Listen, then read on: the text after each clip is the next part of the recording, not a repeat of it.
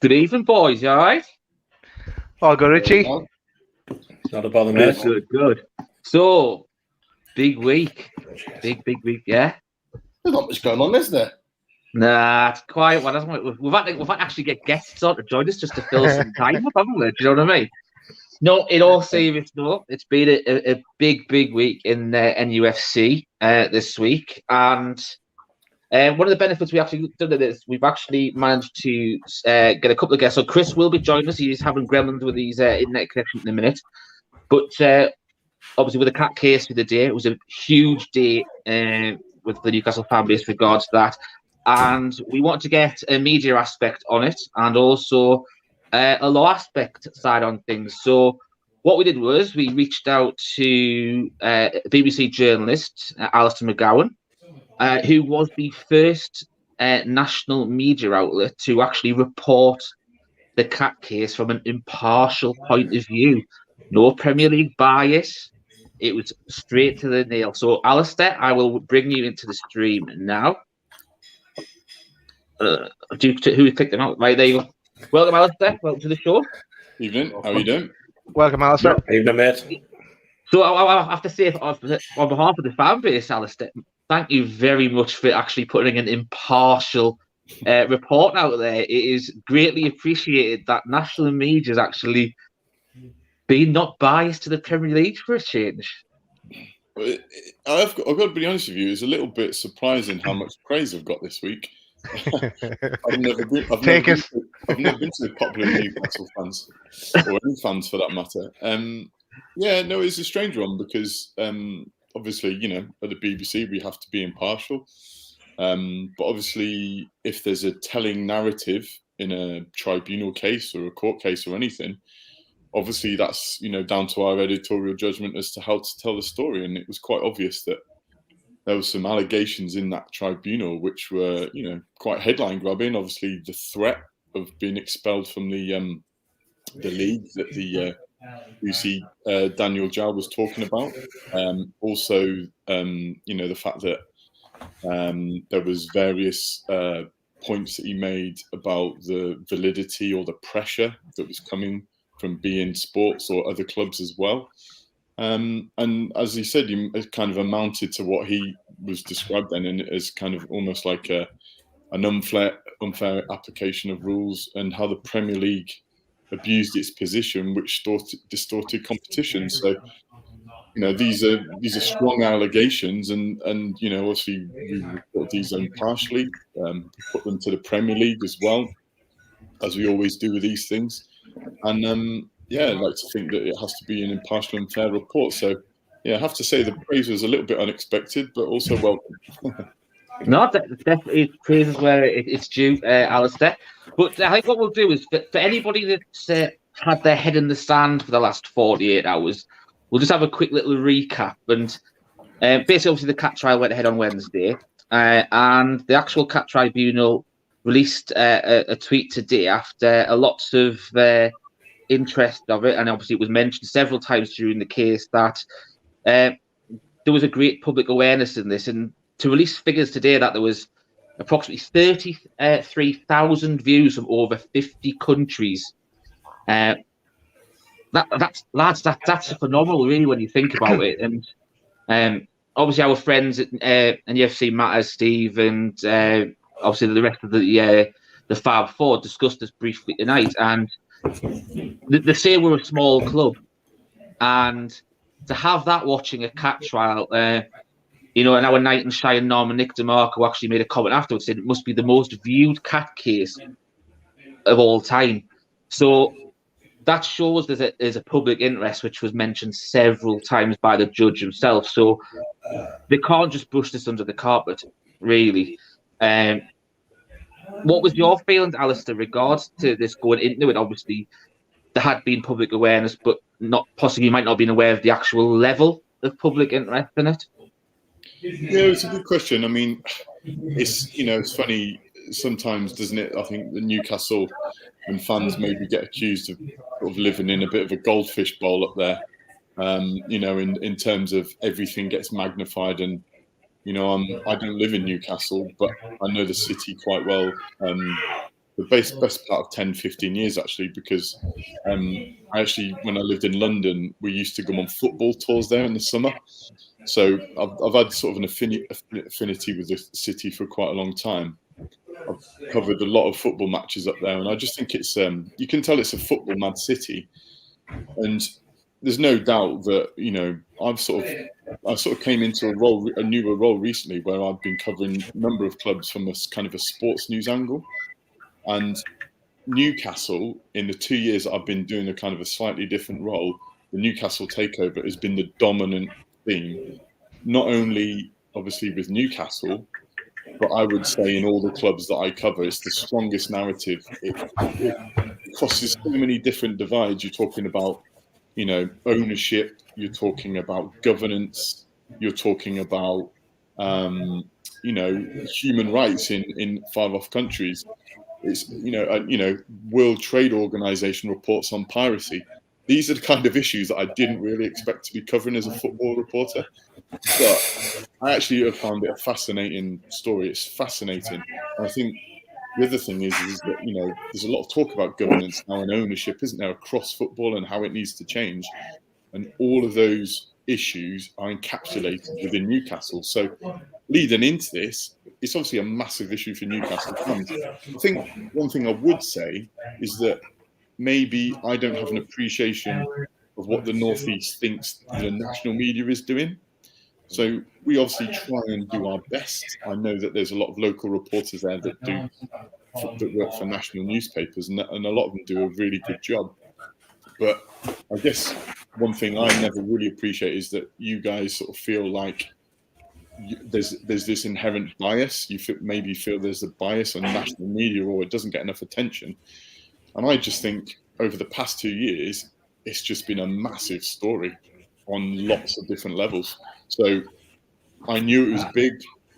You know, a lot of my editors, I kind of have to sell it to them a bit. Maybe that's what you're referring to. They're kind of like, oh, it's only Newcastle.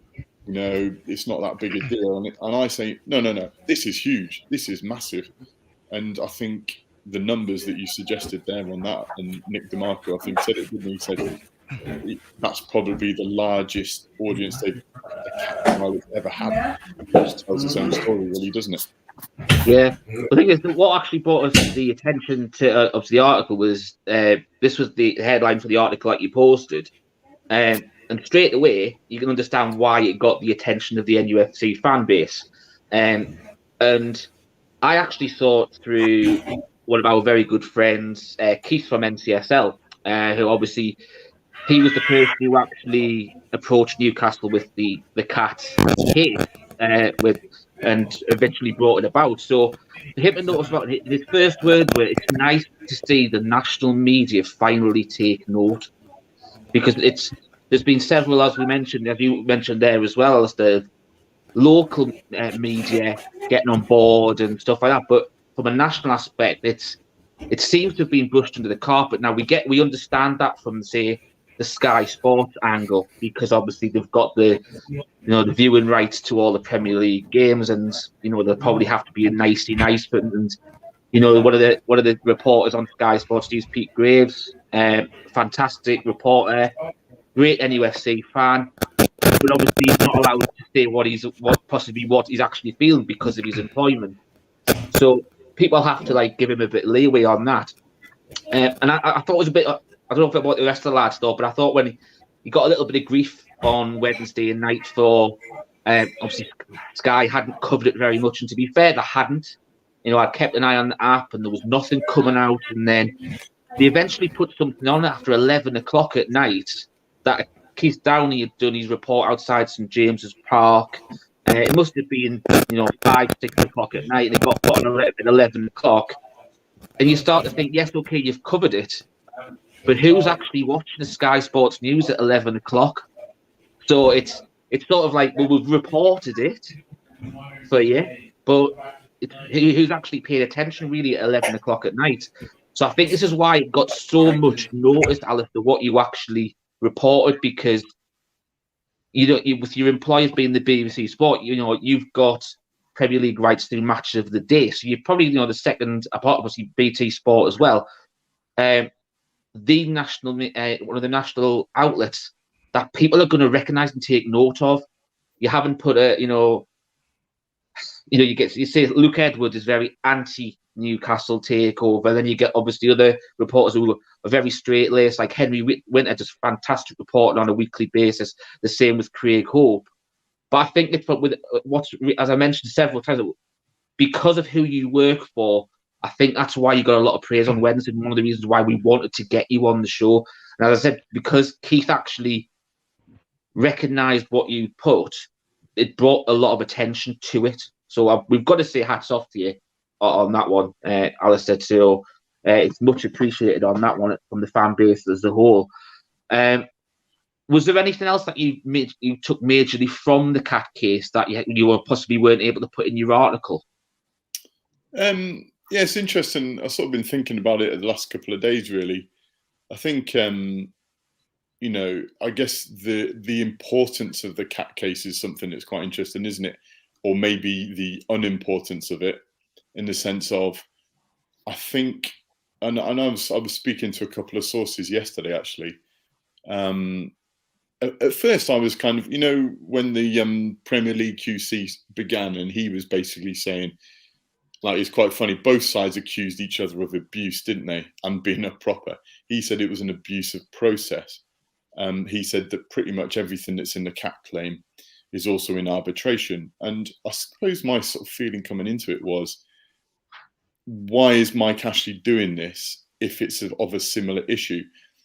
And then at the end of the day, I totally understood why he did it, because obviously the arbitration is in secret.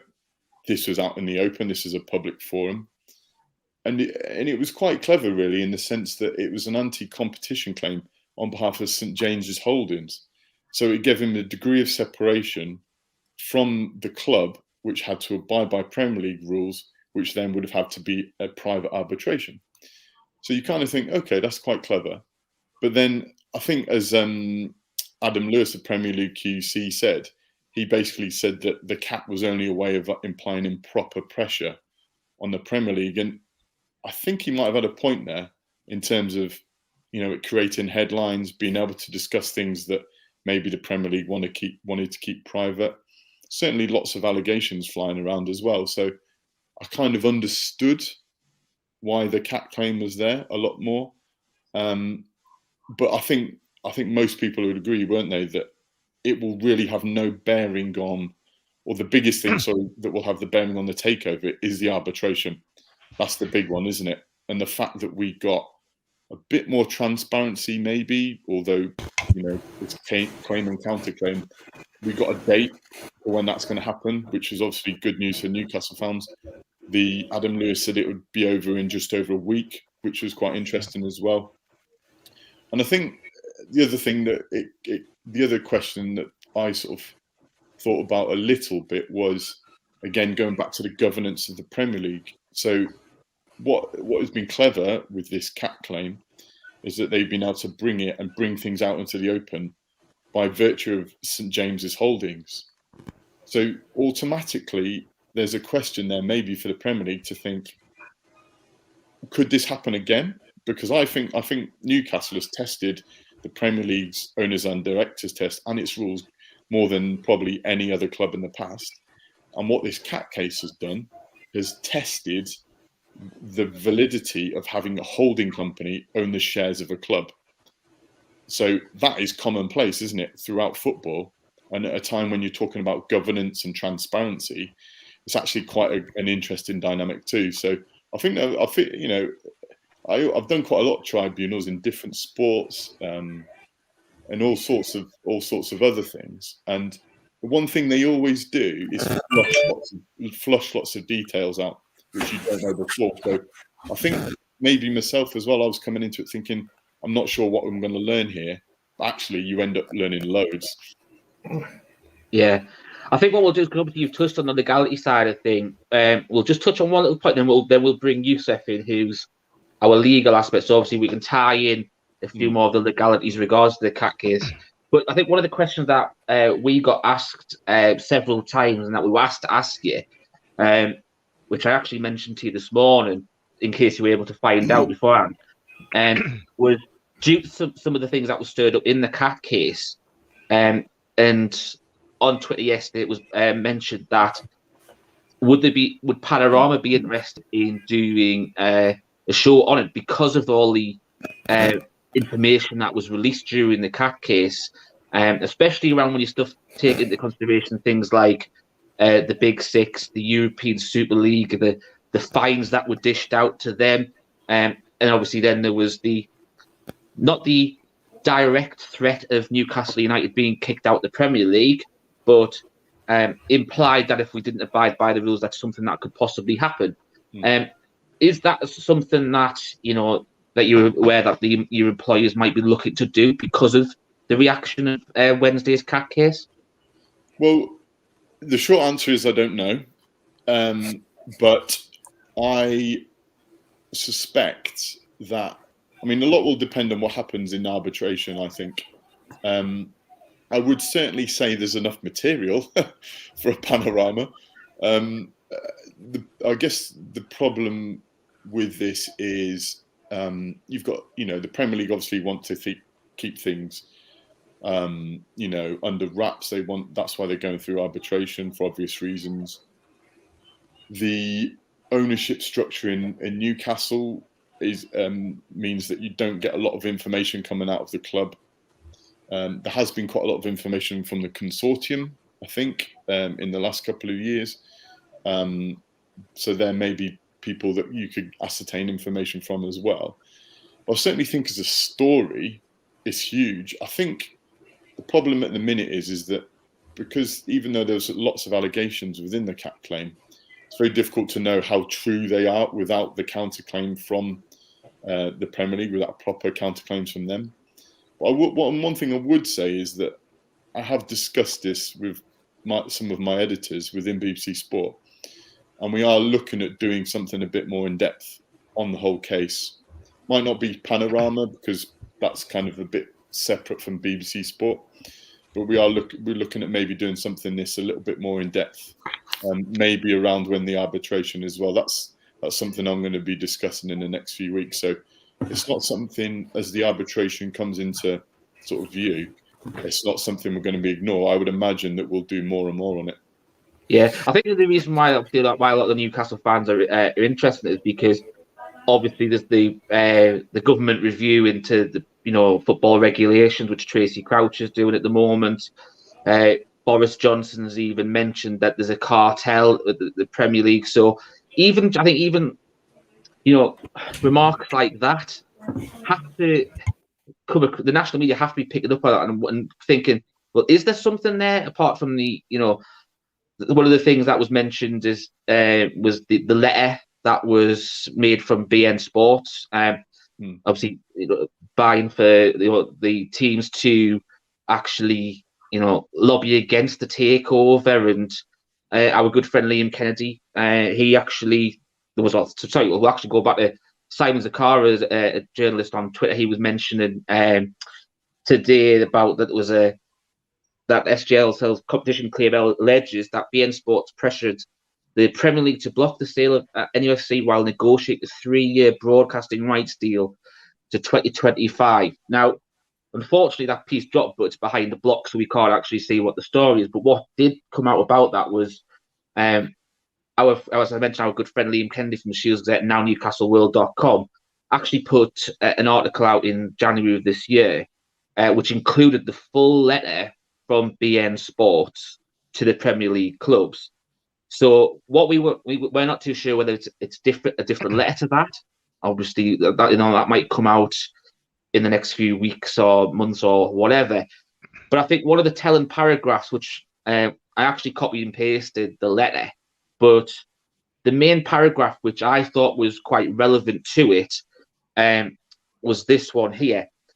And it says, "It is within this context I strongly and urgently suggest that you request the Premier League to fully investigate the potential acquirer of Newcastle United, including all directors, officers, and other representatives from the KSA, PIF, or other Saudi Arabian entities involved in or otherwise providing any financing for the acquisition, including but not limited to the open and uncompromising application of the owners and directors test. There appear to be several reasons why such an investigation is being called for by the parties. However, my request is purely based on the Saudi Arabian government's role in the past and continuing theft of commercial interests of your club, the Premier League, all of its broadcasting partners, and football in general, which I think you would agree simply cannot go ignored.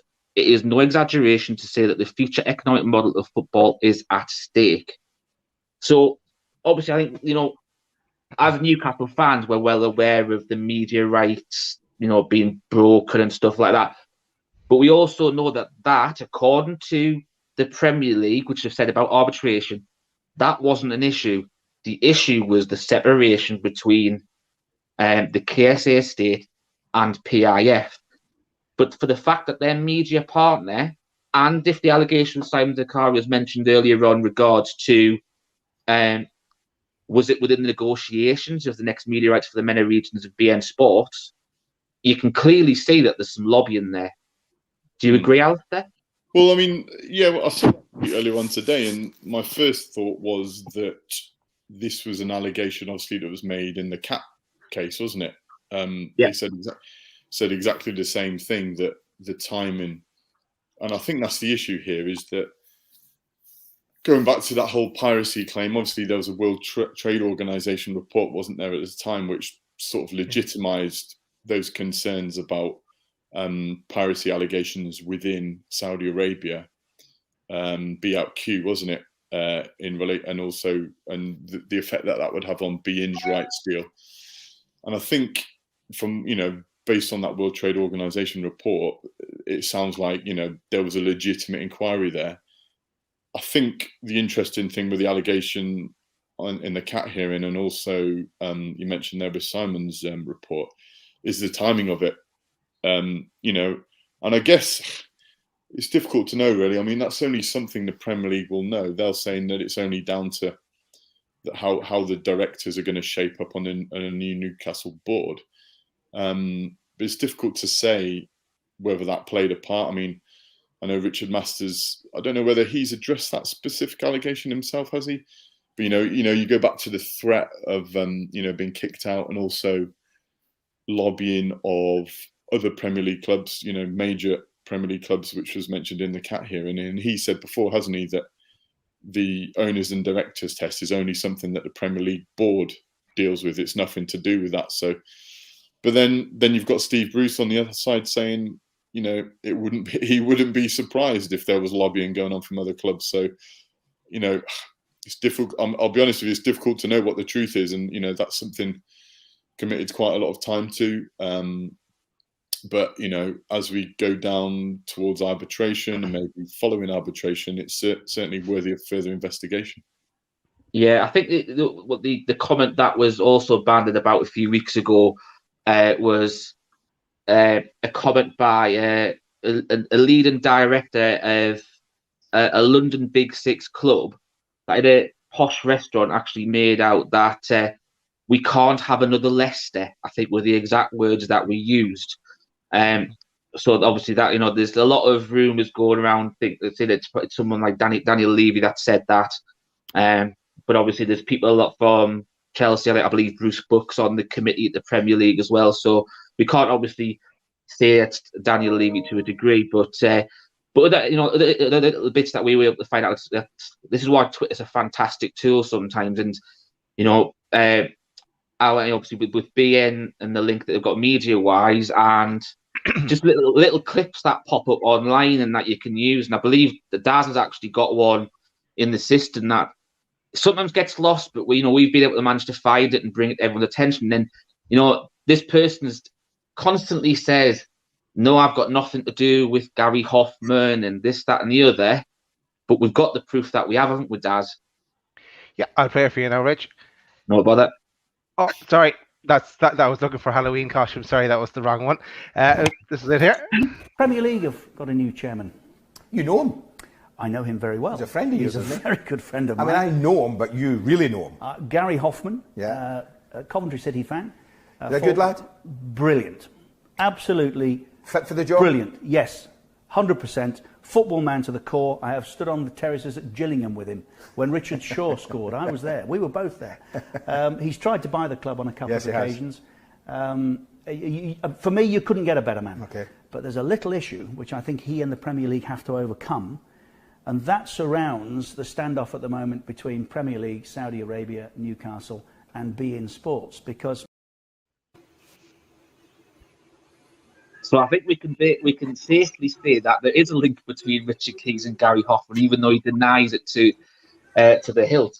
But it's always good that that's there. The stuff like, Alistair, if you want to report on it and stuff like this, when the case develops a bit further.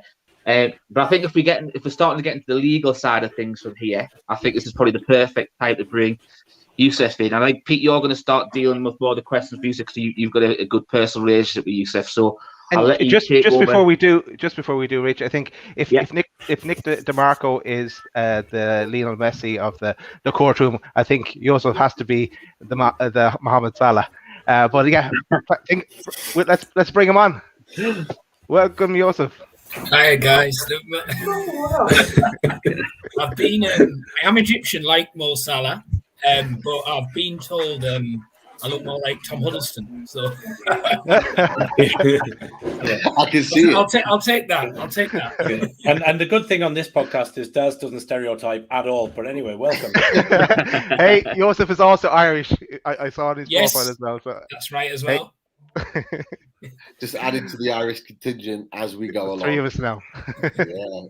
Well, look, Yousef, thank you for coming on and taking the time. I know it's been a challenging evening so far for yourself, but always appreciate your time. And look, as we've always said, we like to get guests on from all different corners of the Newcastle United fan base and social media.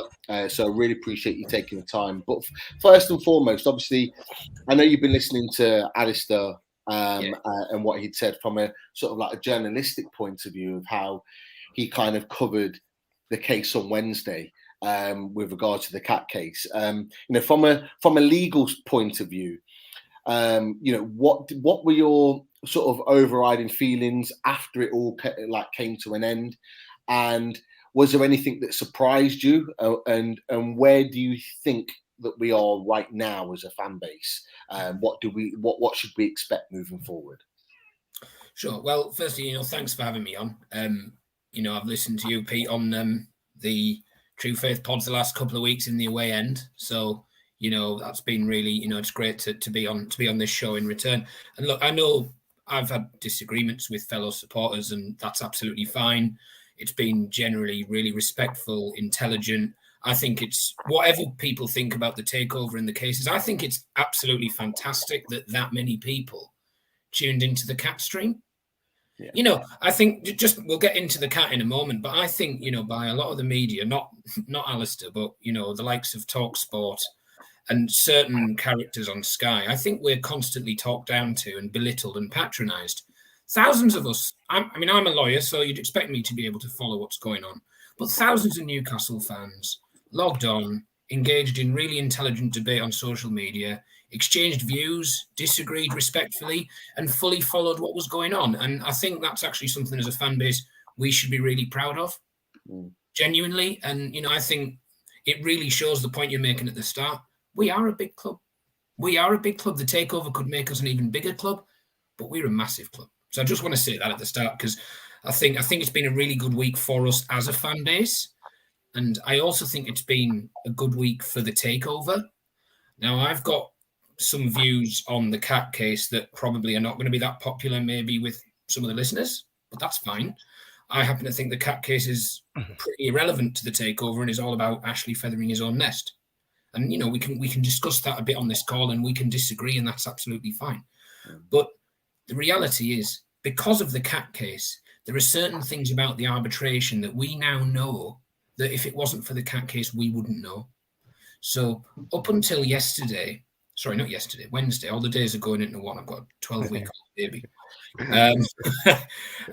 Until Wednesday, all we knew was that the arbitration was going to happen, or at least the plan was it was going to happen in early 2022. We now know it's going to be the 3rd of January. That's not because of things that happen in the cat case itself, but because the cat case is in public and it was live streamed, you know, the comments of this nature about the arbitration can be made openly, can be made in passing, can be reported, can be retweeted, and can be discussed. So 3rd of January, that's got to be good news. That's just got to be good news. There are some people who are anti-takeover. I want to be clear, I am pro-takeover. I have been told otherwise, but I know my own mind. I'm pro-takeover. But whether you're pro or anti, I think resolution of this situation as soon as possible has just got to be good for everybody. We don't want this to drag on forever. We want to focus on following football. I mean, look, I'm a lawyer, and I know that's why you've invited me on the show, but, you know, I graduated from law school in 2008, but I've been a Newcastle United fan since I was born. I went to my first game in 1994. So that hat weighs much more heavily than the legal one. Now, sometimes what I want as a supporter and what I think is actually realistic as an interpretation of what's happening on the legal side, they do come into conflict. But, you know, if I'm saying things that might seem pessimistic or might seem like not what people sometimes want to hear about the CAT case and about the takeover, that's with my legal hat on. That's not because I don't want it to go ahead and I don't want Ashley gone and I don't want success for the club. So I want the takeover. So I'm delighted we now know that the arbitration is going to be sooner than otherwise we knew. We were also told that the arbitration was due to take about a week, and that the arbitrators planned on giving us the ruling fairly rapidly afterwards. Now, we didn't know that before either. Arbitration can take any length of time. I've done arbitrations throughout my career. I've been in one that took, 5 weeks. I've been in trials that have taken 3 months. So the fact that we know it's not going to just drag on forever, I think that's just got to be good news. The Premier League's barrister also, Adam Lewis, that silver fox kind of fella, he actually said something as well that I thought was very interesting. And what he said was this. He said one of the reasons why the CAT case is irrelevant, one of the reasons why the CAT case shouldn't be allowed to proceed is because the arbitration is what matters. So if the arbitration rules in Newcastle's favour, the takeover goes ahead. That's what he basically said. The takeover's back on. Now, of course, that's an oversimplification. I think most fans recognise the arbitration doesn't, lead to the takeover as soon as, day leads to night. It will just reopen the negotiations. PIF will have to come back to the table. They'll have to sign on the dotted line and everything will have to be completed. But the fact that the Premier League's barrister was prepared to say openly, publicly, and with thousands of fans watching, we don't need the CAT case because if the arbitration goes ahead, the takeover's back on. And I'm waiting for the transcript to see if I'm paraphrasing him correctly, but that's what I heard. Should hopefully give us some comfort that whatever we feel about the Premier League, and I don't particularly hold a candle for the Premier League, frankly. Anyone who's good mates with Richard Keys, I think, has questions to answer before you get into any of the takeover stuff. Richard Keys is a questionable character, to put it mildly. But the barrister said that, so hopefully that gives us some comfort that if we do win the arbitration and the owners and directors test has to be embarked upon for a second time, hopefully there won't be any sort of funny business. Hopefully the Premier League won't play hardball in the same way that they have before. Now, we don't know if that's the case because there is a difference between points that Adam Lewis was saying for the purposes of Wednesday's hearing and the position that the Premier League might ultimately adopt down the line. But I think we should take heart from things that were said. And I think we should definitely take heart from the fact that the arbitration is going to be literally 3 months, not tomorrow, 3 months and 2 days away. Now, for that reason, I know that fans are very interested in the CAT case. I completely understand why, all right? There's a lot of juicy things that come up in the CAT case. Premier League corruption, if it's true, is a scandalous thing, given how important football is to fans and how it is in the fabric of this country, all right? Now, if there's a cartel, that's juicy stuff. Richard Masters, Gary Hoffman, the Big Six, the kid gloves that the big clubs were treated with in relation to the Super League, all of this stuff is actually far more sort of interesting and juicy than the fairly boring technical issue of separation, which is what the arbitration's about. And of course, the other reason why the CAT is more juicy is we can actually follow it blow by blow. The arbitration could be fascinating academically, but we wouldn't actually be able to follow it in the same way we followed the CAT. So I think on the one hand, while the CAT is great from the perspective of us finding out more about the arbitration, really we should have our eyes on the prize, transparency, let's be honest, okay? I'm not trying to second guess what fans think. Everyone's entitled to their own opinion. People don't want transparency, they want a takeover. It's not the same thing, okay? If somebody, opened an envelope tomorrow, Mike Ashley opened an envelope and it said from the Premier League, takeover's fine, you can go ahead, we're not telling you why.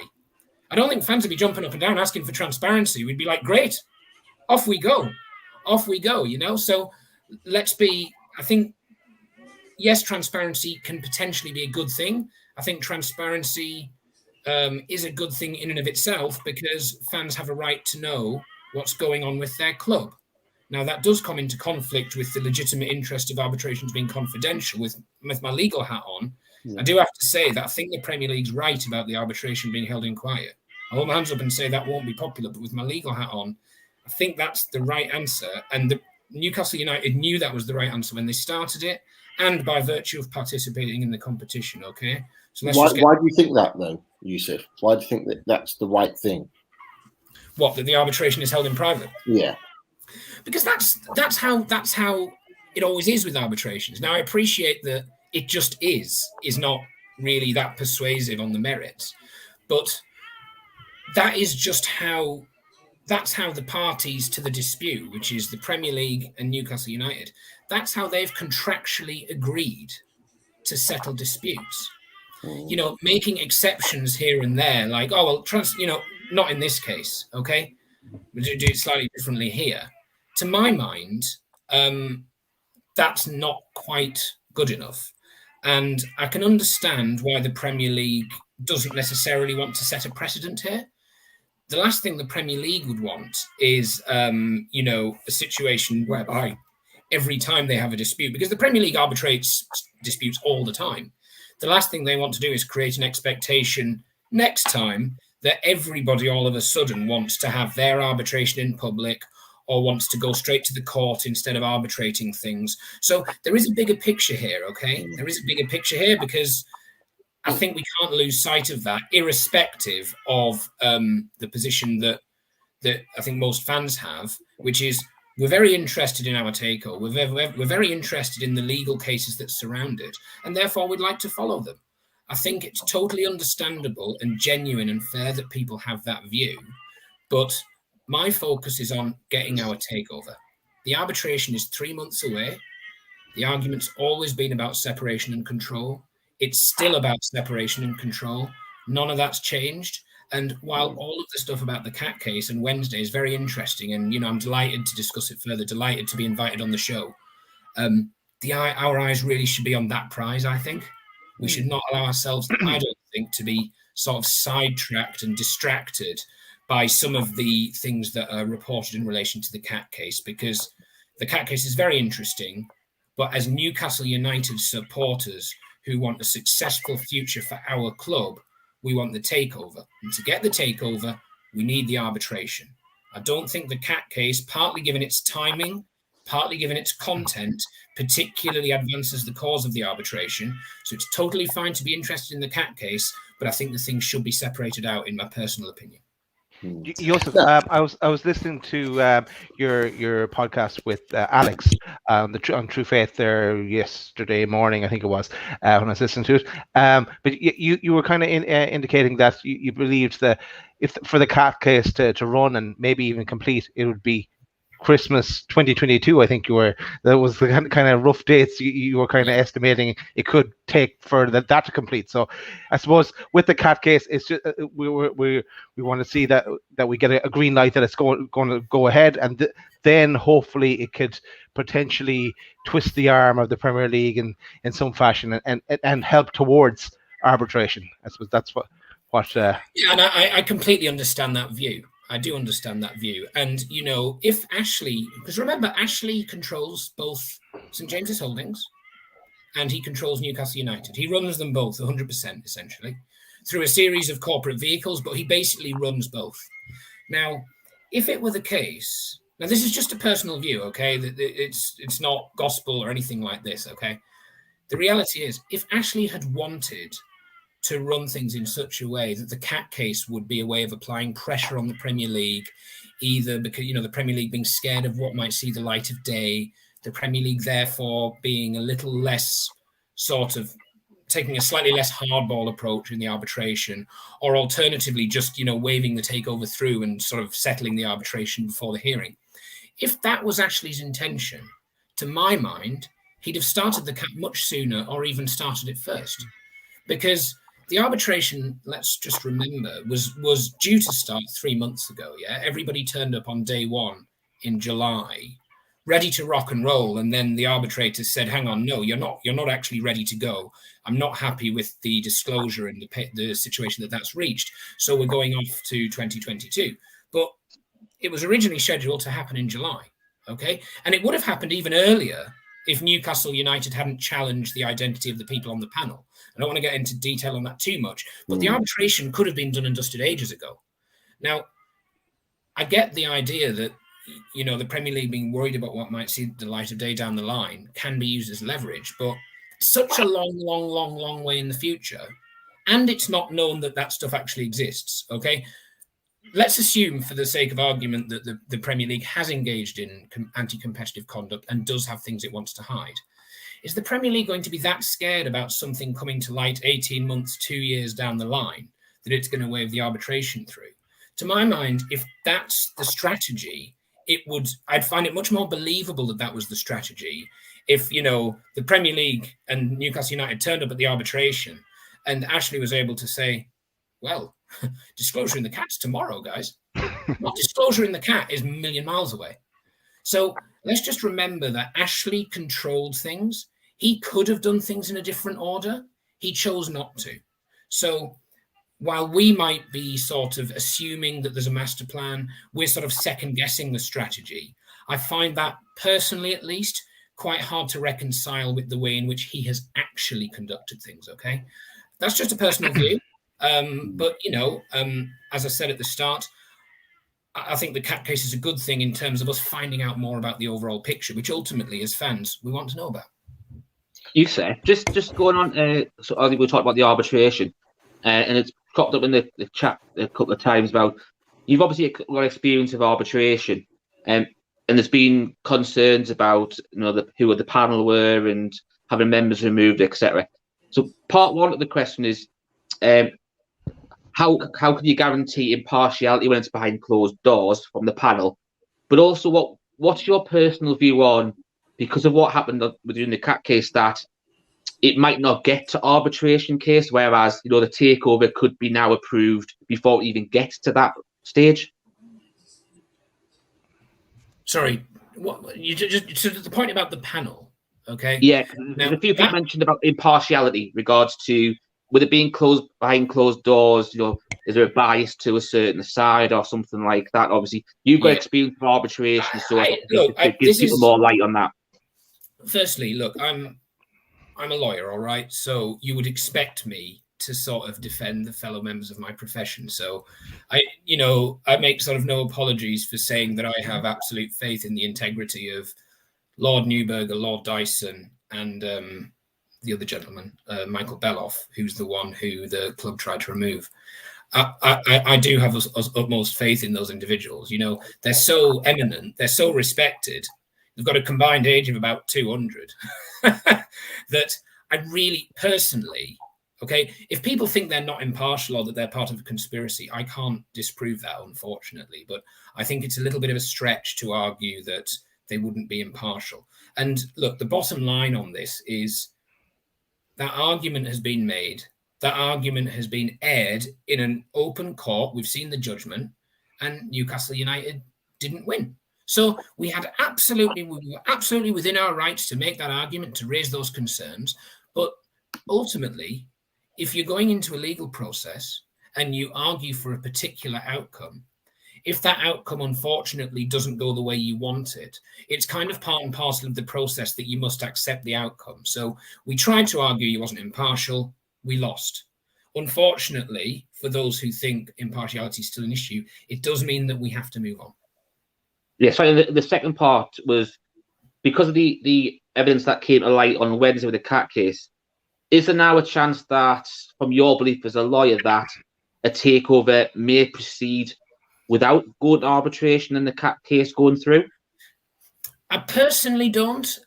And just to be clear, would it just be helpful if, I know we here all, quite into the detail of what happened on Wednesday, but it might be helpful just to explain what the status of what was heard on Wednesday is. We didn't actually hear any evidence on Wednesday. What we heard was Daniel Jowell QC, who, by the way, I thought performed really well. I thought he was persuasive. I thought he was engaging. I think he was, tell me if you disagree. I thought he was more interesting to listen to than Adam Lewis.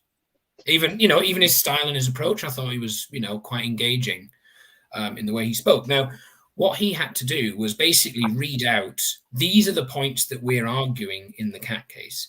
These are the points that we're arguing in the CAT case. These are the things that we're focusing on. This is why he talked about beIN Sports. This is why there was a reference to that point about Newcastle being thrown out the league. That's why all of these hot topics were aired, because Jowell basically had to say, look, the CAT case and the arbitration are different. That was what Wednesday's hearing was about. The Premier League saying, no, they're the same. They shouldn't go ahead concurrently. And St James's Holdings saying, no, they're different. They should be allowed to follow a separate course. So the context in which Jowell was sort of reading out basically a greatest hits album of all the accusations against the Premier League, the context of that was Jowell having to say all of those things to highlight to the judges dealing with the specific application by the Premier League, just that, these are the arguments we're going to make. He didn't actually present any evidence to substantiate those arguments. Ultimately, that's something that would only happen at the trial in the CAT if we get that far. All he's done is make allegations, and ultimately they will have to be backed up with evidence. Now, to be clear, and I do want to make this clear, I am not saying that the Premier League doesn't have something to hide. As lawyers, we are all ultimately bound by rules of professional conduct. We are not allowed, to be clear, we are not allowed by the rules of our profession to make arguments before judges or before arbitrators that we know are hopeless. Therefore, for Jowell to actually say in court all of the things he said about conspiracies and beIN Sports and Richard Masters, and actually Big Six clubs and other clubs were mentioned as well. That was interesting. To actually be able to say those things, he must believe that there is at least a possibility that those arguments could succeed. So I don't think the CAT case is hopeless, but equally, we have to draw a distinction between allegations of points that are going to be made at trial and evidence. We've heard the allegations. We still need to wait and see the evidence, and we'll only see it if the Premier League loses its application. I think you've touched on to the point that I was going to raise with you before, Yousef, in that, obviously it's your opinion that, the Premier League have a right to keep things sort of confidential and keep things quiet. But, I can't help but think, after the last 18 months, that us as a fan base have been left waiting for any type of news. We were left for 17 weeks without a decision being made. Everything's been kept confidential and kept quiet for a long, long period of time now. And the only chink of noise or even information that we're getting is from the other side saying, from the point of view that we're in a position here where we've been denied a takeover, that there's been wrongdoings going on. And so we can only go off what's been said. The Premier League have strategically stayed very, very quiet. They've wanted things to be quiet, even though they told, people at the Supporters Trust, the NUST, that they were quite happy to have things out in the open. But since that, all they've done is kept everything quiet. So, there has to be an understanding from the fans' point of view that this has gone on too long now, that you can argue that actually, yes, from a legal standpoint, it is right and proper to stay quiet. But actually, this is very different. And this is now affecting a football club, an elite football club at Premier League level.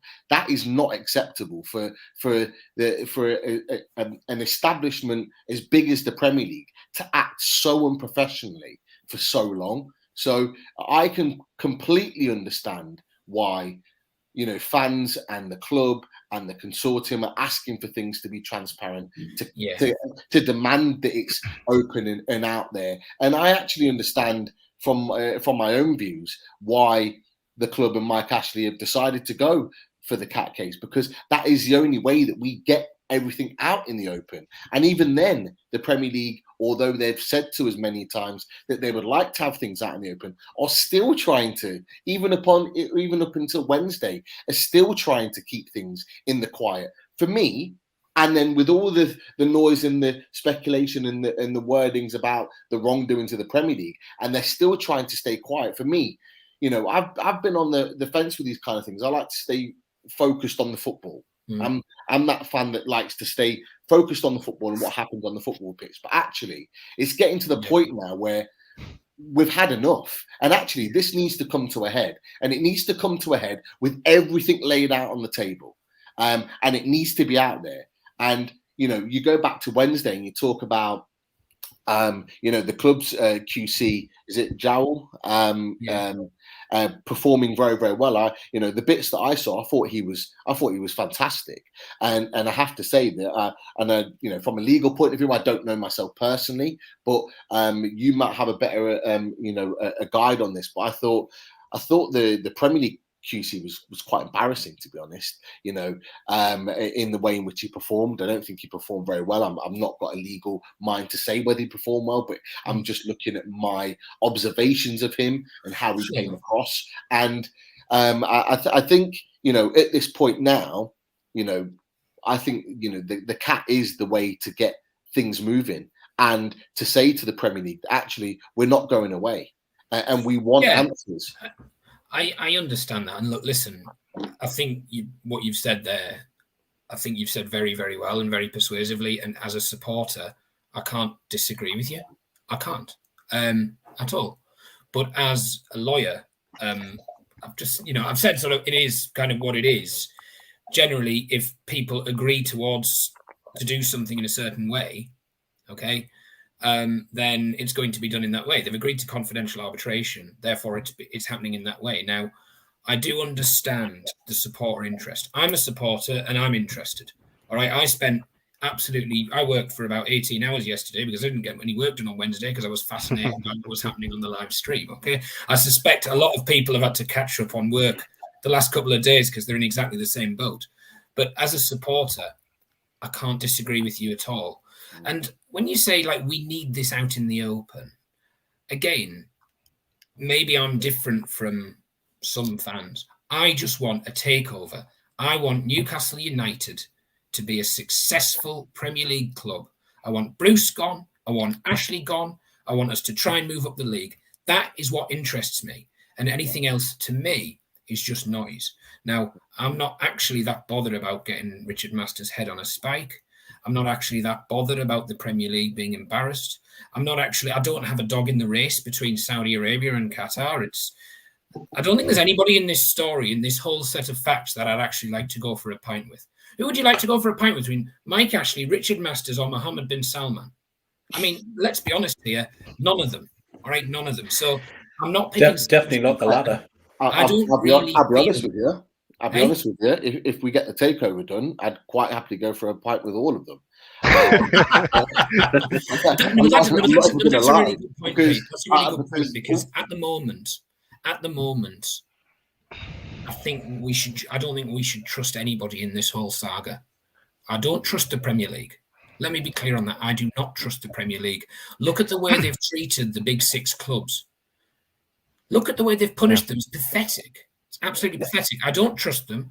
I don't trust them with the way they do football governance. I don't think it's healthy for a private company to have that much power, given the amount of public interest in football. All right? I don't trust the Premier League. I don't trust Richard Masters. I don't trust Gary Hoffman. I've followed Newcastle United long enough to know I do not trust Mike Ashley. I do not trust Lee Charnley. I do not trust Justin Barnes. I certainly don't trust, although I might well want Saudi ownership. I want investment in the region and the club and the team.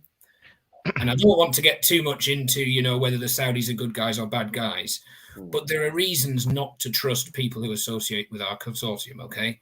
So I don't trust any of these people. So, frankly, I just want this all done and the takeover to happen. And can I ask a question?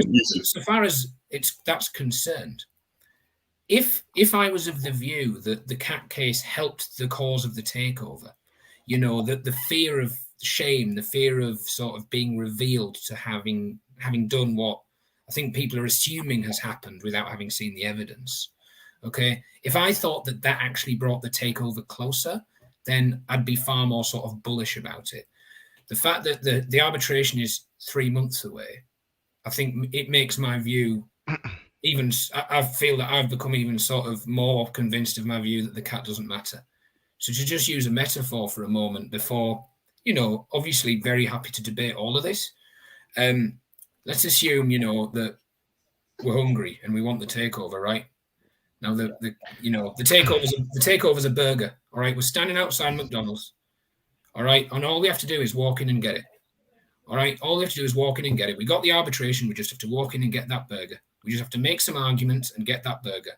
The cat case is all about, well, you know what? If we just go around this back alley at the back and we just give some money to that policeman and he'll show us this little side alley around the front, and then we'll bribe a few people along the way, and then, we'll sneak to the front of the queue so that, we've got a better chance of getting that burger, then we're just overcomplicating it. The burger's there and we can get it in 3 months' time.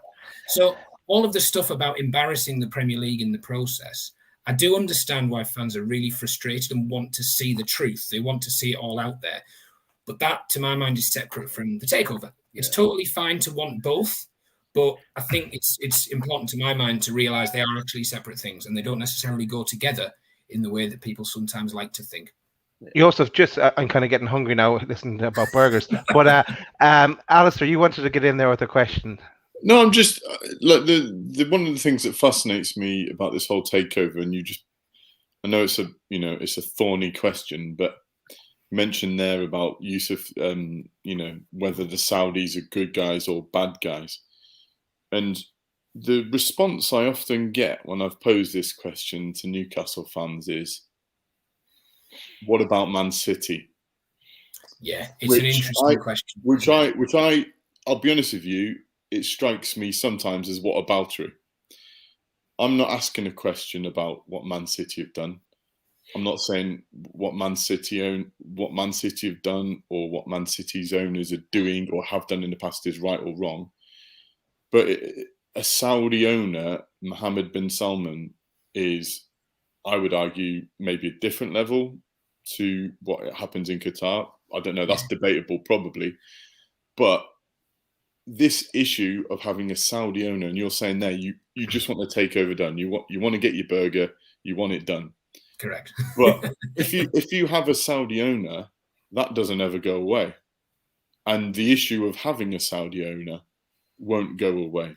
Well, that's the interesting thing, though, Alistair, because maybe fans, some fans have done this to a lesser or greater degree. I've had sort of long nights of the soul thinking, how do I actually feel about this? The news stories about the Saudi regime are well reported. Ultimately, I've made my peace with us having Saudi ownership. And the reason for that is I almost feel that the hardest thing, Ashley is incredibly hard to dislodge. He's incredibly hard to dislodge. Now, if ultimately there are lots of us, there may be a number of fans. As I said, I feel okay with Saudi ownership now. But if fans are not comfortable with Saudi ownership, and yes, there's a minority, there might be some people who do feel that way, but might not openly admit it because it's not popular and emotions are running very high among the fan base. But getting piff now doesn't necessarily mean piff forever. It just doesn't. So, if you look at the number of clubs that have been taken over and potentially taken over multiple times in the 14 or 15 years since we've been under Ashley, I think that's one way of making your peace with the Saudis coming in, because the hardest thing to dislodge seems to be Mike Ashley. The hardest thing to dislodge seems to be Mike Ashley. And he's rejected every bid that's not been for basically silly money. The only people who seem to be interested in paying anything close to what Ashley wants for the club are the Saudis. My concern is that if this doesn't go through, and I know there's been some reference to other bids, but that's purely been mentioned by Jowl in the context of valuing Ashley's loss. I don't necessarily think those bids have been accepted or are serious. If the Saudi takeover doesn't go ahead, I think we're going to be waiting until somebody else comes around with silly money and offers to Ashley. I don't know how long that's going to be. And Ashley is the problem. He needs to be gone. And if the only way to do it, if the current way to do it, as soon as possible, is the Saudis, I'm all for it. Yeah. So basically, what you're saying is that any problems that you have associated with having Saudi ownership are not as bad as the problems that you have currently with your current owner. In my capacity as a football supporter, yes, that's absolutely correct. I see it, Saudi ownership as, you know, a means to a better future, whether that ultimately is with the Saudis. And one question that, you know, I suppose we haven't got to yet is we've not heard enough about maybe their plans for the club. There are plenty of rich owners who run clubs terribly. I mean, look at Stan Kroenke at Arsenal. Dreadful owner, absolute joke. Rich as hell, but doesn't actually invest money in the club. Now, I'd like to think the Saudis will invest, but I do see it perhaps as a means to an end, and a necessary one. The one thing I just wanted to add to what Alistair said, because it's a good question about the Saudi ownership and the fact that, you know, if they come in, and we hope that they do, that, you know, nothing will change in terms of how they're viewed. But I would argue that that was exactly the same for Man City, and it was exactly the same for Chelsea. I agree, Pete. With Abramovich. But I think you're spot on. I think you're spot on. And just to be clear, sorry to interrupt you, I do think the Premier League has played hardball and applied double standards in this case. All right. I think they've acted differently because it's Saudi. I think this potentially would have been waved through if it was, I mean, look, name a friendly state at random, right? Name a country that isn't Saudi Arabia. I think it would have been waved through. But as Alistair says, it's whataboutery. You know, legally, us saying, well, it was all right for Chelsea, it was all right for Man City, therefore it should be all right for us. That's not an argument that's actually going to work. The point that I was going to make is that actually, you know, those same questions were asked and mentioned in the early 2000s when Abramovich came in, and then 2009 or 2010 when Man City's owners came in. But what you soon start to see in Premier League football and in world football, because it's the same with Qatar, is once the football starts doing the talking on the pitch, nothing else matters. Correct. And it all then starts to be reported purely on football and not about the owners. Because the Saudi PIF are not in as owners of Newcastle United, it's the only talking point right now is the stuff that they've done in the past and the history that goes with it. And yes, some of it's not nice. I don't know a lot about it. I haven't done my research on it because ultimately, and this is not me being ignorant to it, it's just that I'm a football fan and I want the best for my club. It doesn't mean that I agree with what's gone on beforehand. I don't, but I don't know enough about it to come on here and give you a huge, massive view on it. I just don't. But what I'm saying is that it's proven twice now in history that once you're owners of that club, what then starts to happen is that the football does the talking. So then nothing else matters. And that's just the reality of football at the moment. And you know what? With PIF coming in, the same thing will happen again. If they come in and own this club, there will very quickly be talks about the players that we sign, whether we are making moves up the table, what manager we sign, what sporting director we potentially sign. That will be the talking point, not the history of Saudi Arabia. And actually, this works quite nicely, I think, from what I know with PIF, because they're trying to change their image in the world. And if they can change their image in the world through football, and not just through football on the pitch in the Newcastle club, but also what they do with the region. And we forget that's a massive talking point, because they're looking not to just regenerate the football club, the training ground, the playing staff, the managerial staff. They're looking to really redevelop the area, the region, a little bit like what Man City have done. If you've ever been to the Etihad and you've looked around that area was derelict before they moved in there. Now it's an outstanding unit of their, like a standing pillar of their club in what they've created. What they've already said as a consortium is they're looking to do something similar. So there is that positives there. So as Newcastle fans, we cannot be nothing but excited about that. Oh, I agree with you 100%. And I think just to return to the legal bit, sorry for returning to the legal bit, but that's why I'm on. We're not going to need to argue at the arbitration that the Saudis are good guys, and that's just not what we're going to have to do. Strictly speaking, the arbitration is about whether the Saudi state would actually exercise control post-acquisition at all. So what we need to show, and by we, I mean the club by way of getting evidence from PIF, is they just need to show, they need to be able to persuade the arbitrators. They need to be able to persuade the arbitrators that, look, There's the Saudi state here. There's the sovereign wealth fund here. The Saudi state, whether that's Mohammed bin Salman or another prince or sheikh, who is literally the government, the monarchy, they are not going to be the people who literally run Newcastle United. They're not going to control Newcastle United. And that's the nature of the argument that's going to take place. It's going to be quite boring and technical. It's going to look at, articles of association, literally the governing documents of PIF and what the role of the Saudi monarchy is in the operation of PIF. It's going to look at the other investments that they have in their portfolio. They have investments in, was it McLaren Mercedes was mentioned recently? They have investments in property, in leisure, in various portfolios across the world. Some of the things that are going to be looked at is, okay, PIF own all of these things. They have these investments. Does the Saudi monarchy get involved in the administration of those things or not? Or does PIF pretty much run independently? Those are the kinds of questions that are actually going to be looked at. They're going to be trying to get assurances from the club and therefore from PIF that actually it's not intended that Newcastle United is basically going to be run as part of the Royal Court of Saudi Arabia. If that's true, and if our buyers have the intention that Newcastle United will not be run in that way, it is in their power to win the arbitration. It is in their power to persuade the arbitrators that that is the position. And, I think it is quite finely balanced. It's going to depend on the evidence. And to return to what you've been saying, Pete, it's hugely frustrating. We're not going to see that evidence because it's in private. I'd love to see it. I would absolutely love to see it because it's fascinating for the future of our club. But all of that stuff that's going to be looked at isn't really going to be focusing on Saudi piracy or Saudi human rights or whether the Saudis are bad guys. We don't even need to get into that. That's actually a distraction as well. It's the far more boring technical stuff that really matters. It also happens to be the most tedious stuff to talk about, which is why it's not interesting on a podcast or in a fanzine. But it is the truth. I don't know, Yousef. That's basically where it ends up. But I completely agree with you. It's about what happens on the pitch. We're excited because we're Newcastle United fans.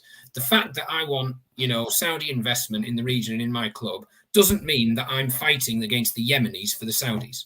That is just ridiculous. Newcastle fans are sensible, have morals, have weighed this up, and I think have come to really intelligent views. Everyone might have come to slightly different views, but people have come to really respectable, intelligent views on how they feel about the takeover and have been able to engage with each other about it. And I do find it annoying, and I'm sure you find it annoying as well, when people tell us how we should think. Because I want the Saudi investment because I want Newcastle to be a success. Yeah. I think the other thing for me, and I'd be interested to get Alistair's view on this and yours, Yousef, is this takeover has the potential to completely change the way that the Premier League's owners and directors' tests are managed. In that some of the things that have come out of it have completely challenged the way that they've been able to run and look at their tests. So I think I completely, Yousef, I completely get your piece about the cat, and I think you're 100% right. And I was saying this to the lads last night on our chat. I actually don't really have that much interest in the cat because I don't think it really means anything. Okay, we might get a couple of bits out of it. We got a date for arbitration, and that's great. But I think I agree with you. I think it's a slight deflection of what the bigger prize is. And I think the only thing that does get to the point of getting us a takeover is that win on an arbitration. So I think, there is a lot of noise that comes with it. But I think the thing for me that's really held my interest is if this takeover does go through, I think it opens up a massive can of worms. And it was said to me a while back, effectively, it's a bit like having when the Bosman ruling came out for the transferring of players. This takeover could have the potential within the Premier League's ruling and its books to change the status of how a takeover is applied, what ownership looks like, what divisional ownership look like, what layer of ownership looks like.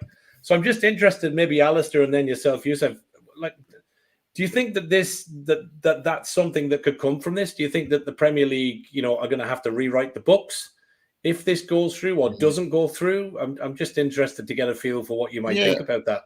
I think there were some.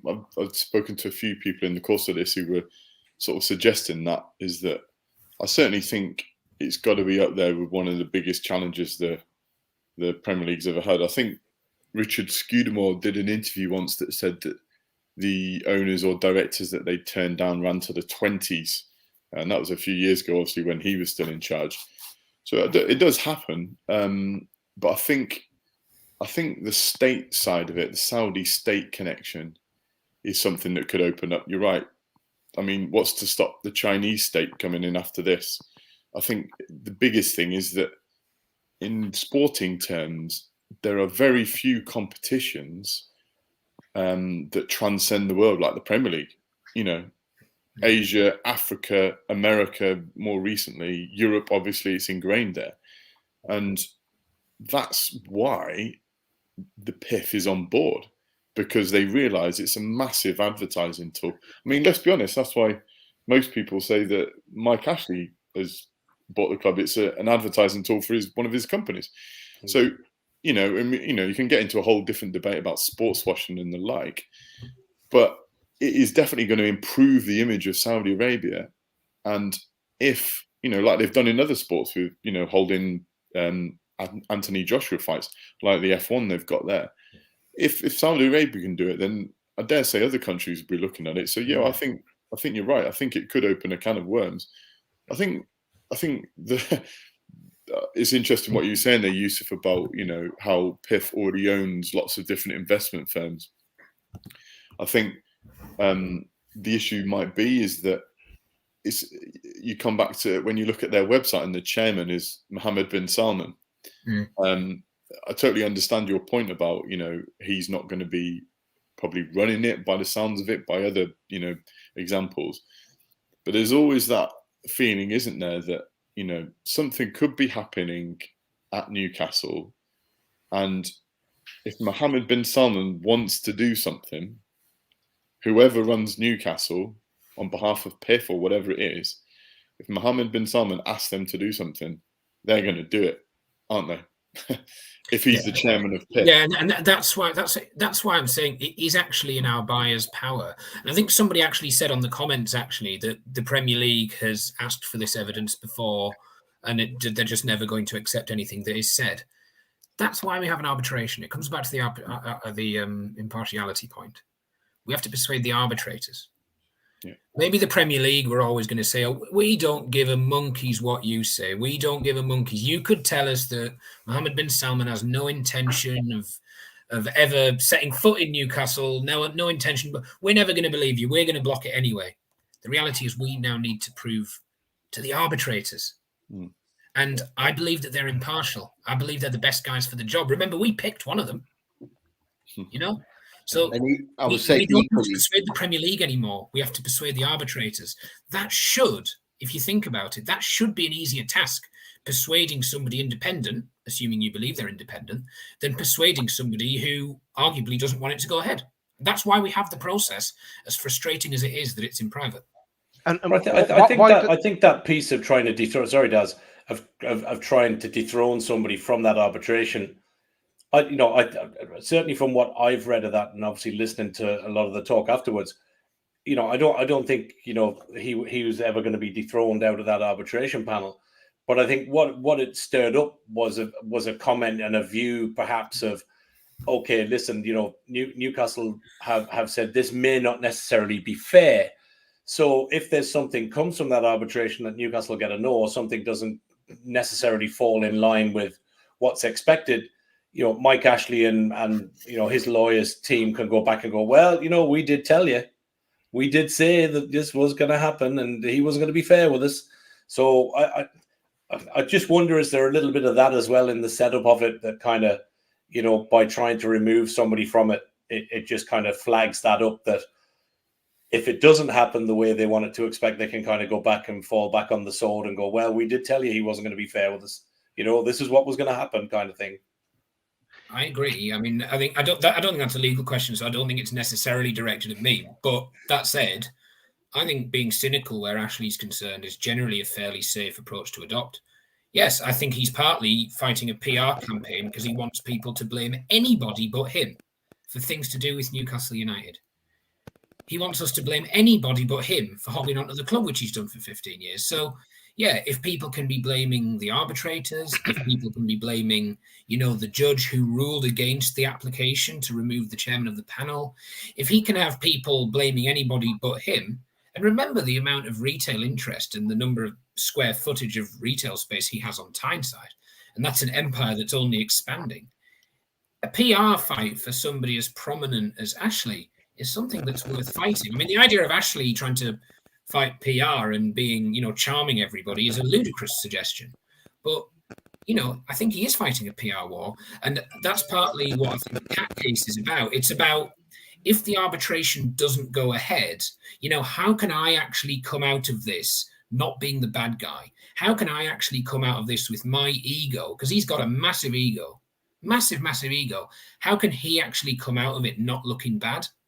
Not looking good in the eyes of the fans, because I don't think he gives a monkey's what we think, but actually he wants to come out of it looking like the winner because he's petty like that. That's what I think removing the arbitrator was about, and that's partly what I think the Cat's about.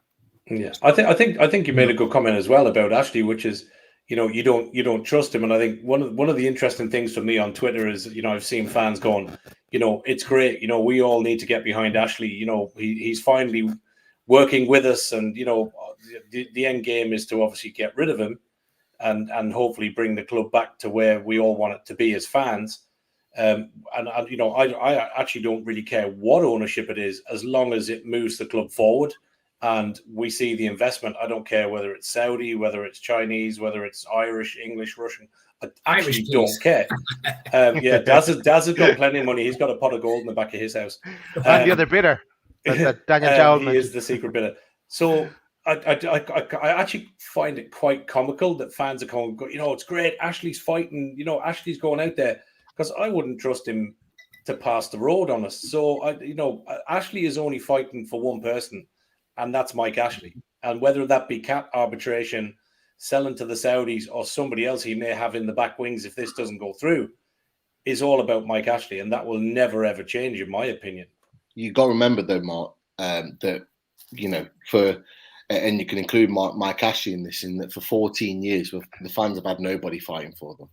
So I think there's an element of the fact that actually somebody fighting for the fans for a change, and just so happens to be Mike Ashley, is that the fans are getting on board with that. It doesn't mean that all is forgiven. I think that's far from it. No, absolutely. No, I agree fully there.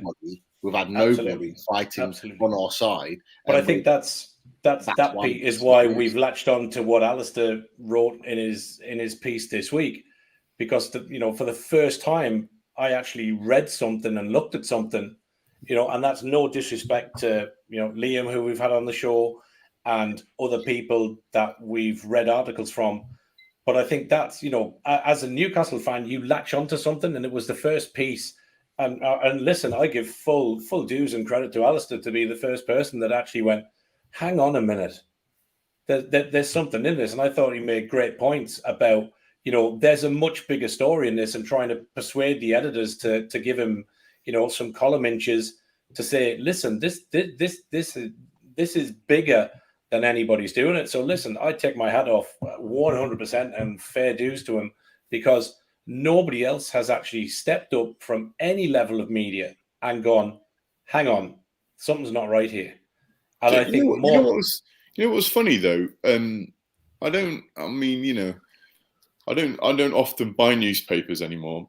I don't know, but did you guys pick up the newspapers on Thursday? Because I just went down to the newsagents, and I just picked up a couple just to look, and I couldn't.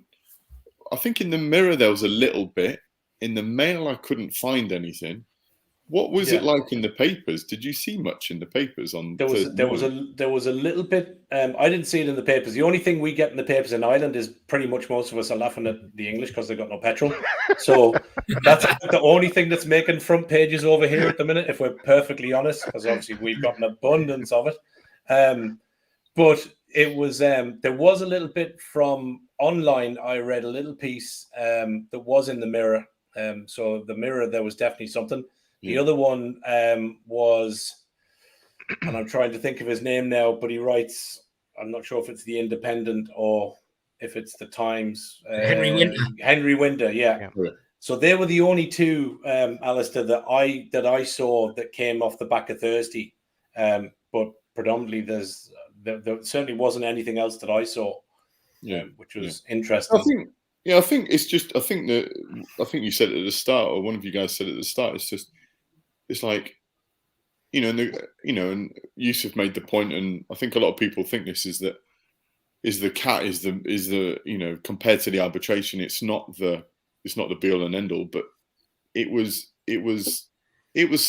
like you just said, Mark. It was something to latch onto, wasn't it? It was something that the fans could go, we've had so much, I don't know, misinformation or a lack of transparency over the last 2 years.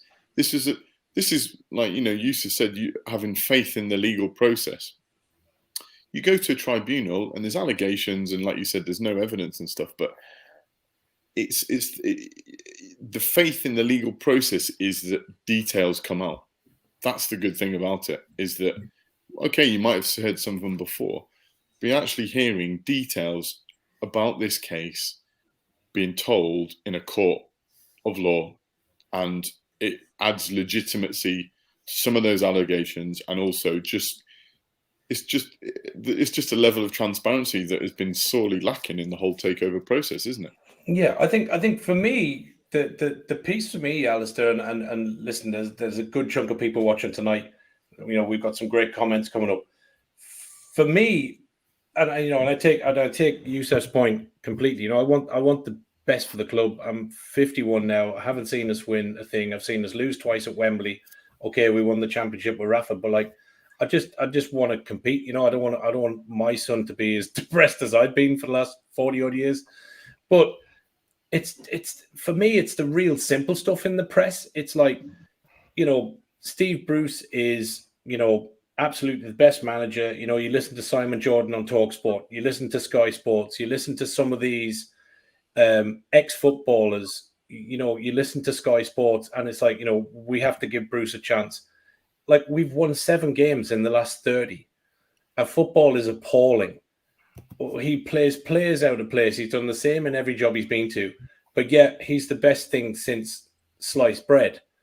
But yet Spurs have lost 2 games, and every member of the press, Sky Sports, the back pages are calling for Nuno to be sacked. And as Newcastle fans, we're looking at that and we're going, hang on a minute. How is this guy sitting bottom 3 of the Premier League? We literally only escaped through the luck of Joe Willock going on a bit of a goal scoring streak last season. How is he still in a job being quoted by radio stations and papers galore that we're a fickle bunch and we've been on his back because we never liked him from day one because he's Rafa and he plays better football and all this other nonsense, when it's so far from the truth? So that's my frustration as a fan with the press and with the media, is I don't feel we get represented fairly, and we get called fickle and we get called judgmental, and that we want more. And that's my annoyance. If Steve Bruce played decent football, played players in the right position, we were winning matches, I wouldn't give a shit, if I'm honest. I just want to see my team win.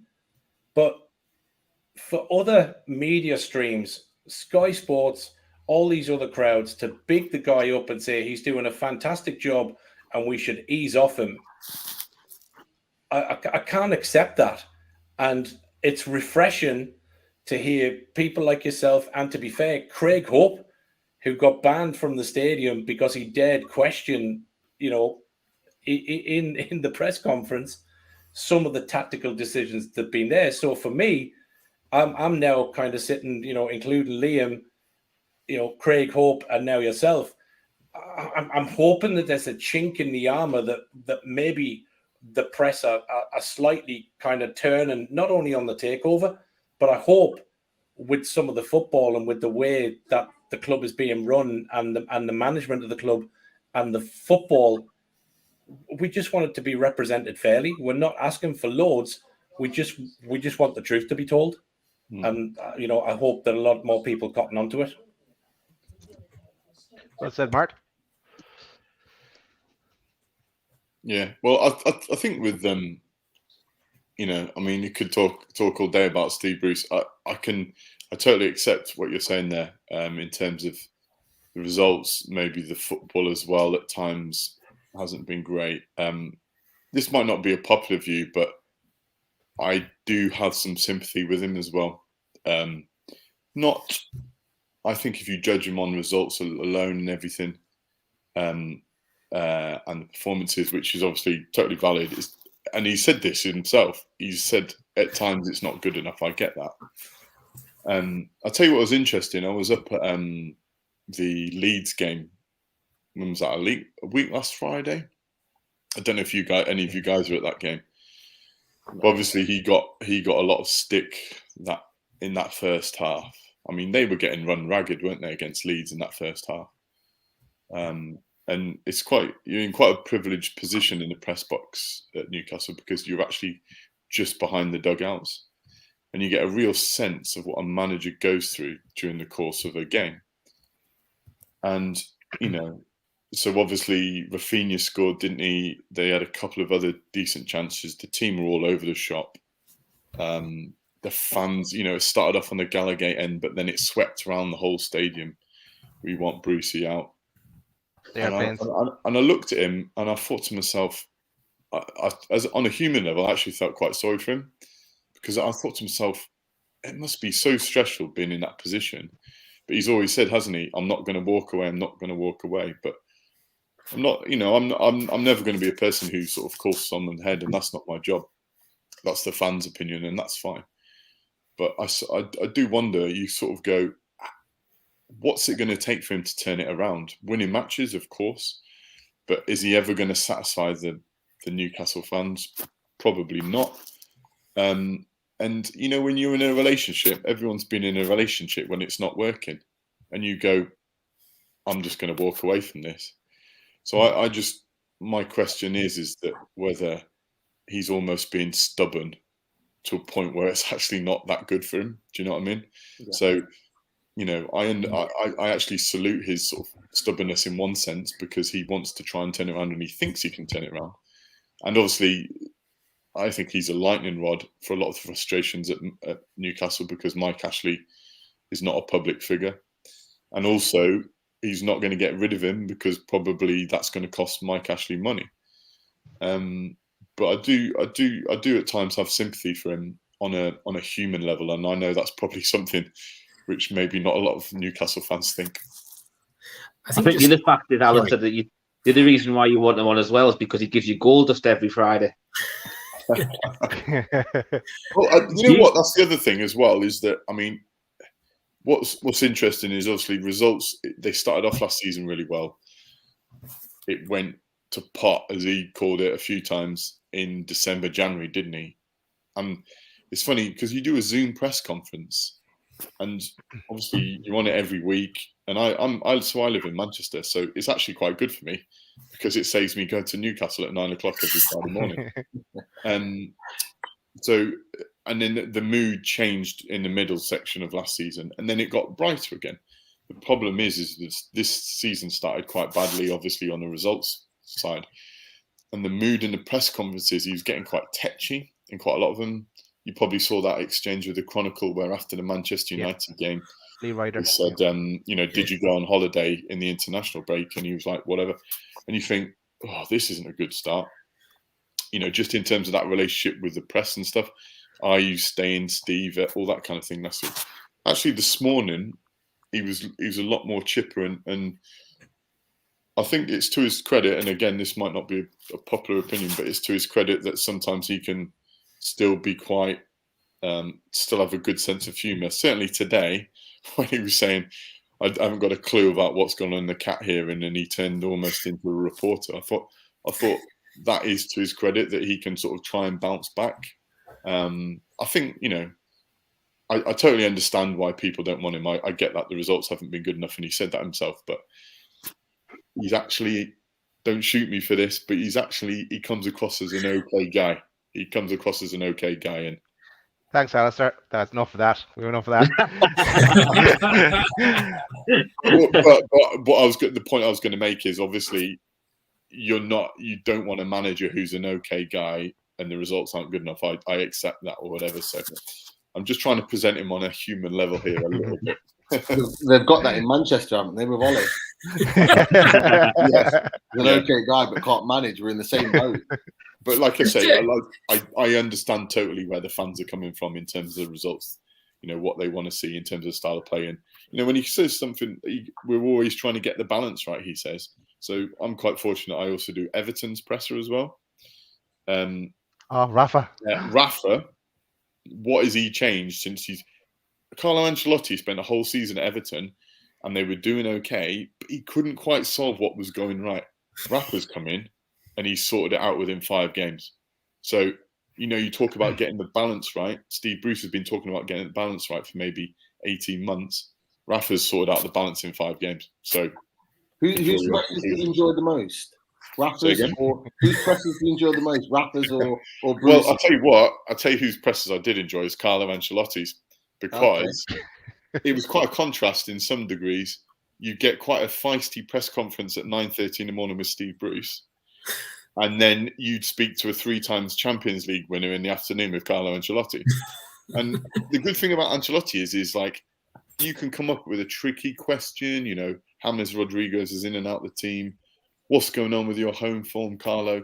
And if you ask him a tricky question, he'd just start to go, it's like, I've heard it all before, lads. Don't worry about this. And also, mining the knowledge of someone like him was a brilliant sort of challenge as a journalist. What sort of information can he talk to me about football? So there is quite a contrast, but Benitez a bit more, how can I say, he's a little bit more repetitive in what he says in terms of results and, and that sort of thing, which, managers shouldn't be judged on their performances in press conferences. But Everton and Newcastle is often quite a contrast. I mean, just to bring it back obviously, to the takeover, which we were talking about at the start, this stuff sort of does sit together. And I made a point on Twitter the other day, and it was sort of tongue-in-cheek, but I kind of meant it as well, that the most important thing that was happening this week in relation to the takeover wasn't the cat hearing, it was actually Wolves away. Because, getting back to talking about Bruce and his limitations, it does feed into the takeover, because the last thing we want is to be in a situation where, we win the arbitration, we find out, say late January, early February, the takeover could potentially have the green light. And PIF say, well, hang on, we don't want to buy a sinking ship. We've got absolutely no interest in buying a club that's heading straight to the Championship. So to kind of bring the pod full circle to the takeover, which is where we were at the start, I think we do have to kind of look at the two things together, because remember that Ashley is trying to sell for a premium. He's trying to sell to PIF and the consortium for more than the club is probably objectively worth at market value. So in order for that deal to still be on the table, I think for Ashley to keep underinvesting in the squad, the stadium now, by all accounts, I'm down in London. I've not been up in the Northeast for quite a while due to COVID, etc., etc. The stadium's decrepit. Things are not. Is the club really worth what it was when PIF offered that huge amount of money for it? And the reality is, if our Premier League status is in jeopardy come the time that the takeover could be back on the table again because we win the arbitration, then it's going to be really ironic and really sad if PIF walk away despite the Premier League not actually stopping them. So we do have to really focus on whether Bruce is the right man for the job, because I'm concerned at the moment that if we're in the bottom 3 come, say, January, February, then the legal mumbo-jumbo might frankly be neither here nor there. There might not actually be a takeover on the table. So there's a nice positive note to bring it back to the takeover stuff. But hopefully, we can all agree that what matters is what happens on the pitch as much as what's happening in the courtroom. Yeah, I think I agree with that. I totally agree with that. I think, what I would say about the team and Bruce is when the players are fit, they're not a bottom 3 team. No, they're not. Some maximum is like, like against Leeds, he was different class. My biggest worry as the Newcastle fan is who's going to try and pinch him in January. Yeah. Yep. Yeah. Nobody. Alistair, nobody. That's the agreement. Nobody leaves. Yeah, everything again. Maybe Hendrick. Lads, we probably have to wrap it up. Yeah. we've got half an hour over. I think it's just because the conversation's been riveting, the content's been fantastic tonight. But I think what we'll do is, just before we get on to Martin, because Martin's got a few things we want to finish up with, let's do what we're here for, football. Tomorrow, Wolves. Everyone, quick prediction to round off. I'll go first. 2-1 Newcastle. This is the first time I've been positive all season. We are due a win. The amount of chances we had the last day against Watford, and it has to happen sooner or later. So I'm going to say 2-1 Newcastle. Even though it's always 1-1 when we play Wolves, it's going to be 2-1 Newcastle tomorrow. Martin? I'm going to be pessimistic. Sorry, lads. I'm going to go 2-0 Wolves because I think Traore rips Matt Ritchie a new arse. I think that. Who kicked him out? Just got to be honest. Yeah, I think it's going to be tough. I think Ritchie will play, but I think if Wolves are clever, they target Ritchie and get down that side. I think Traore gives him a hard time. Defensively, we've not been great. So yeah, I'm not feeling the love at the minute. Let's say I'll wait and see the team, but I'm not feeling positive, unfortunately. Pete? I'm going on the hope that that Wolves won't continue to score at Molineux. They haven't scored there all season so far, and I'm hoping that will continue on Saturday. So I can see us winning 2-0. Okay, Alistair? Yeah, I'm going to keep the mostly positive vibe. I think you'll get your first win. I was going to say 2-1, but since Daz has said 2-1, I'm going to go 3-2. Why not?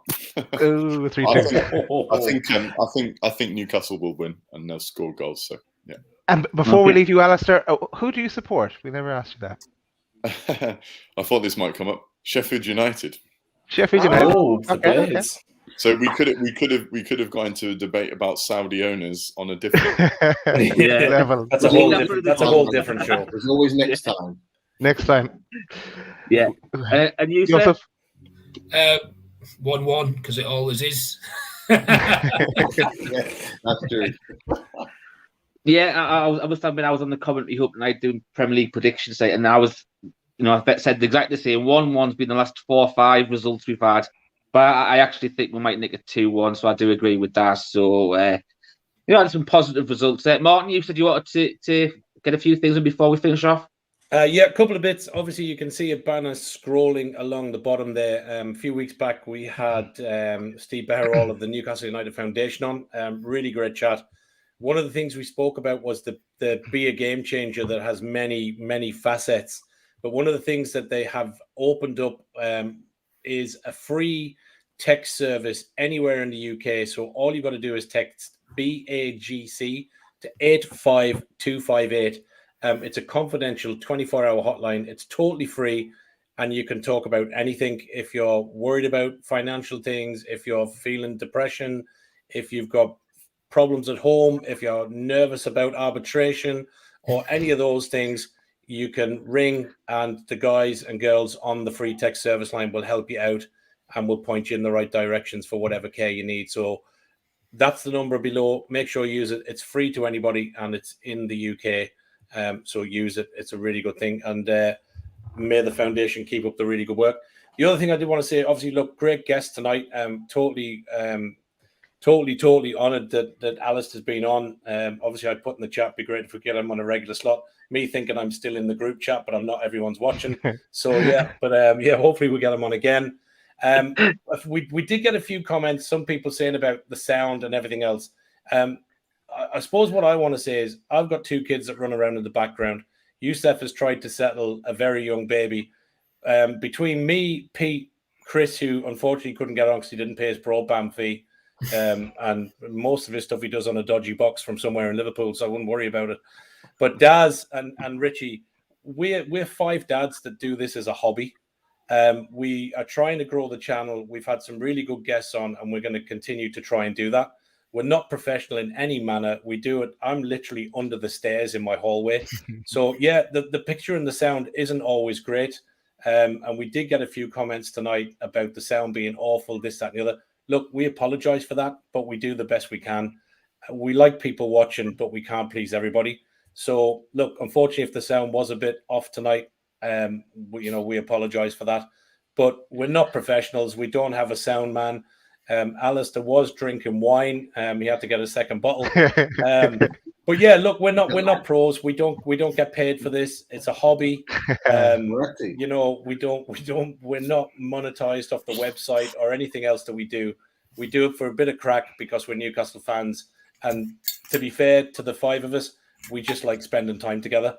So apologies if it didn't go so great tonight for people, but look, we do what we can. If you didn't enjoy it, you didn't. Can't really say much more than that. Just one last thing as well, or three things in one. Just the sound mightn't be great, but it's always tasty here. And this is Yousef. This is your fault. Shout out to our sponsor, Ronald in for Donald Snyder's our sponsor, and our real sponsor is Centre Ale. Bruce in, the only Bruce we want in. So call into Bruce in Central Station in Newcastle. All the drink and even bottles of wine, I'm sure, somewhere that the Alistair likes. Alistair to get on the train on the way back from reporting a match. Yeah, there you go. Yeah, that's him sorted. Yeah. And just to shout out as well to people know where they can hit that subscribe button as we push towards 1K. Every little helps. That's someone else's tagline. Yeah. But go to youtube.com/c/loadedhq. And it's all free. Yeah. And there is actually a button when we do reach 1K subs. There are a lot more things we can do with YouTube, and obviously improving the sound is one of them. There is a button that will make it sound crystal clear. So get us to 1,000 subs. We'll improve the sound, and then everybody will be happy when we do the next show. There you go. Is that real? I don't believe real. That. I just totally made that shit up. Okay, I think we'll bring it to a close. Thanks again to Yousef and to Alistair for coming on and spending their Friday evening with us. And apologies, we ran way over time, but it was all good. So I suppose we'll see Newcastle appear in Panorama sometime in the future. Hopefully, or something along those lines. As long as it's not Netflix. Thanks for having us on, lads. Really enjoyed it. It was great. No, really cheers. Thanks for coming on. You too, Yousef. Thanks a million. You too. Pleasure, both guys. Have a good weekend, everyone. See you. No worries. Thanks for watching. See you soon.